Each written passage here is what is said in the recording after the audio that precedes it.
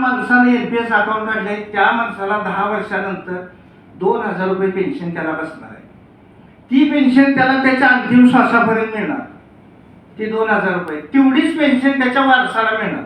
जो वारस आहे त्याला तेवढी 2000 पेन्शन मिळणार आहे. आपण ही 2000 सांगतोय, मग कोणाला 3000 बसेल, कोण जसं जशी गुंतवणूक करणार आहे त्या पटीत मिळेल. तेवढीच पेन्शन त्याच्या वारसाला पण मिळणार आहे. आणि त्याच्यानंतर थर्ड जनरेशनला जे जमा आहे पण तो थर्ड जनरेशनला माघारी मिळणार आहे. मग इथली गुंतवणूक आणि इथली गुंतवणूक ह्या गुंतवणुकीत फरक आहे का नाही? ही जी गुंतवणूक आहे ही 3 पिढ्या तुम्हाला देणार आहे आणि तारुण्यातला स्वाभिमान म्हातारपणी तुमचा टिकवून ठेवणार आहे. म्हणून NPS मध्ये गुंतवणूक करायचं हे त्या माणसाला समजून सांगणार आहे.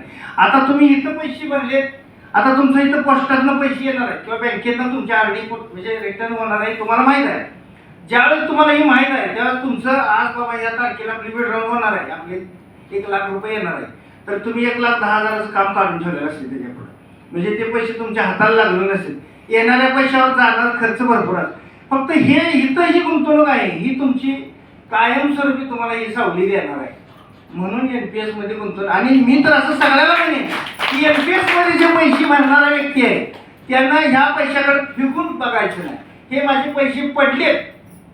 आज मला सांगा, तुम्ही जर सरकारी नोकर असता तर गव्हर्नमेंटनं कंपल्शन करून तुमच्याकडून जी काय आहे ती कापून घेतला असता आणि NPS ला पैसे भरले. आता तुमच्याकडे कंपल्शन नाही, पण ऐच्छिक विषय आहे. तुम्ही तुमच्या मनानं पैसे भरायचे.